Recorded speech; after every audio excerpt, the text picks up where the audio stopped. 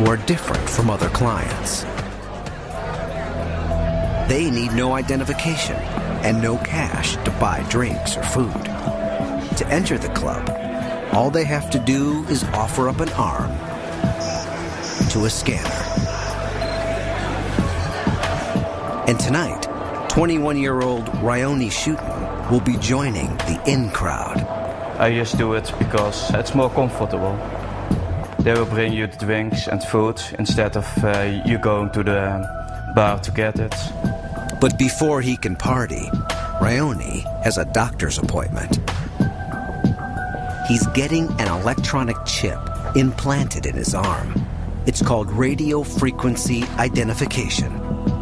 An RFID chip is a small device that transmits a radio signal that's read by a scanner. In 2003, the Attorney General of Mexico and some of his staff received RFID implants inside their bodies to allow them access to sensitive areas. While it's not yet commonplace, Ryoni's doctor has implanted nearly 100 chips. At first I had some doubt, of course, because you are putting chips in healthy young people. But I think it's the future. Each tiny chip has a number. A scanner connected to a database can instantly reveal who the person is and much more. Technically, there's no limit to the information the database can hold. This is the needle with which I'm gonna implant the chip. The chip itself is little larger than a grain of rice. It will remain inside Ryoni's body for the rest of his life, or until he undergoes surgery to have it removed. Ryoni will need an anesthetic before the procedure. The chip is implanted just millimeters below the skin. If it goes in too close to the muscle could be damaged, and Ryoni will feel the chip when he moves. If all goes well, he won't even know it's there. Okay.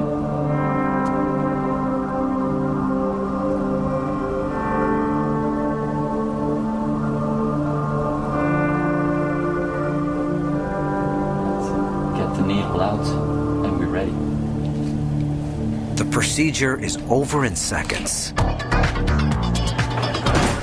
And now it's time to party.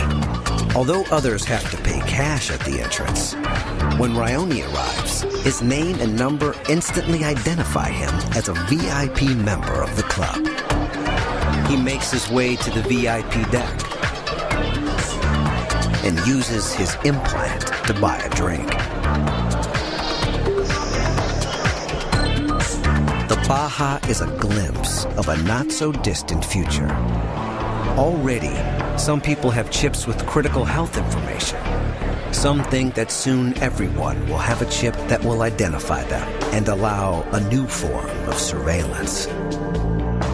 Joe Van Galen manages the club and likes to keep an eye on everyone, especially his chipped VIPs.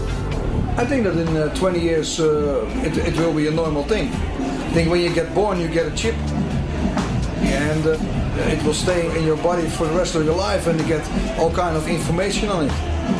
So if you got a problem, you read the chip and then they know who you are. Implanted ID chips may be just the beginning. Future chips could be coupled with GPS tracking technology, making it possible to locate anyone, anytime, anywhere. Parents and pet owners are already using external GPS units to keep track of their loved ones.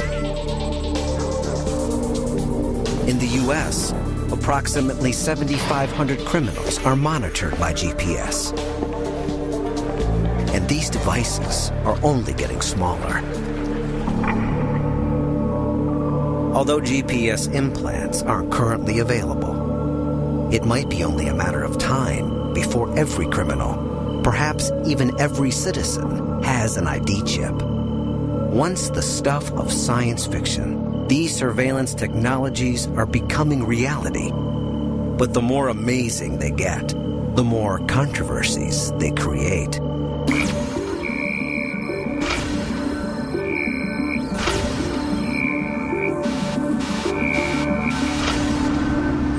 In the name of security, societies around the world are struggling to redraw the line between surveillance and privacy. The bill before me will help law enforcement to identify, to dismantle, to disrupt, and to punish terrorists before they strike.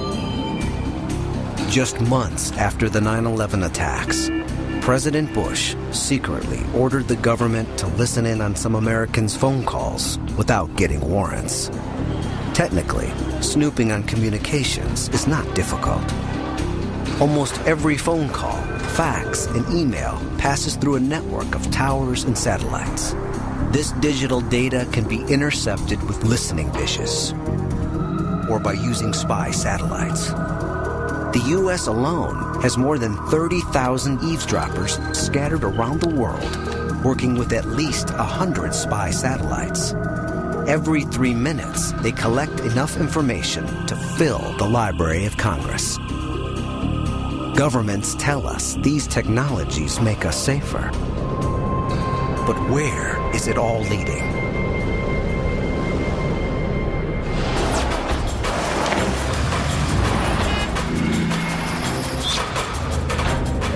More than ever, authorities say we need surveillance in a dangerous and wired world.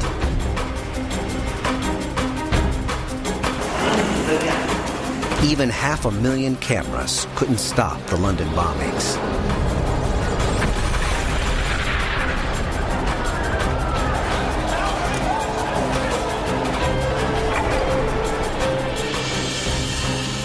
New technologies like ID implants, iris scans, and facial recognition have the power to reveal anyone who has committed a crime or crossed a border illegally. But they also have the power to invade our privacy. In the future world of total surveillance, there may be nowhere to hide.